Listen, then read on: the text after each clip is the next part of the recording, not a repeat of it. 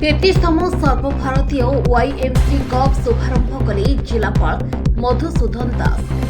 33तम सर्वभारतीय वाईएसपी cup cricket tournament उद्घाटन उत्सव अनुष्ठित हो जिलापाल नुआपड़ा श्री मधुसूदन दास आनुष्ठानिक भाव मुख्य अतिथि, लंबोधर धरुआ मुख्य उन्नयन अधिकारी, बलांगीर जिला क्रिकेट संघर संपादक हरिनारायण पूजारी सम्मानित अतिथि भाव योगदान करथिले।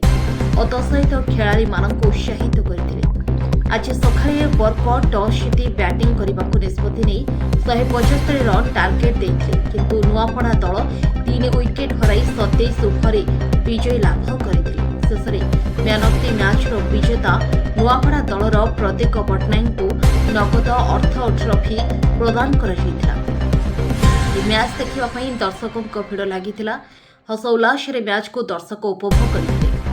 नुआपड़ारू अभिषेक कुमार को रिपोर्ट, आवाज ओडिशा।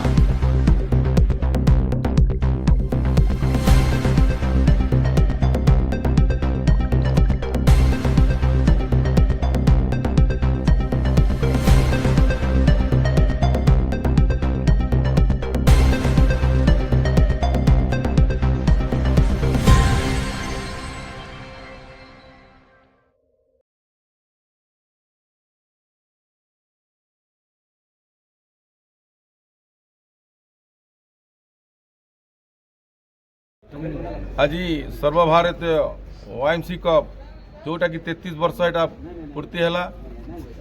आज उद्घाटन उत्सव रे माननीय कलेक्टर आज उद्घाटन कले एवं ए क्रिकेट टूर्नामेंट ओडिशा तथा ओडिशा बाहर बछा बछा 8टा टीम को लेकर आम टूर्नामेंट आयोजन करछु, जोटा कि ओडिशार तथा ओडिशा बाहर गिना चुना टीम मैंने आसबे, जोटा कि रणजी प्लेयर से माने परिपूर्ण थे।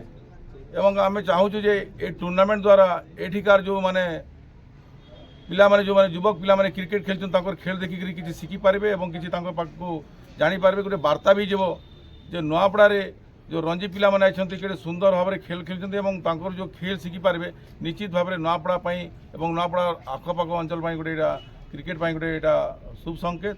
एवं आगामी दिन में ए टूर्नामेंट ए वर्ष जमी आगामी दिन में आगामी वर्ष भी एमती टूर्नामेंट आहरी भल कर आशा व्यक्त समस्त साहाय्य सहयोग प्रेस मीडिया मैंने समस्त सहयोग लगे आज आम ए टूर्नामेंट आम 33 वर्ष आज पहुँची पार्छ।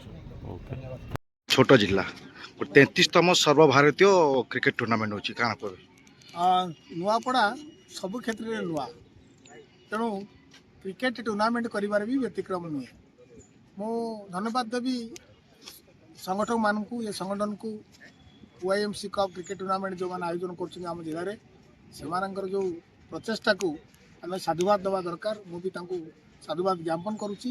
गोटे कथा कहबी ये खेलुआ मनोवृत्ति नहीं सब खेल खेलतु।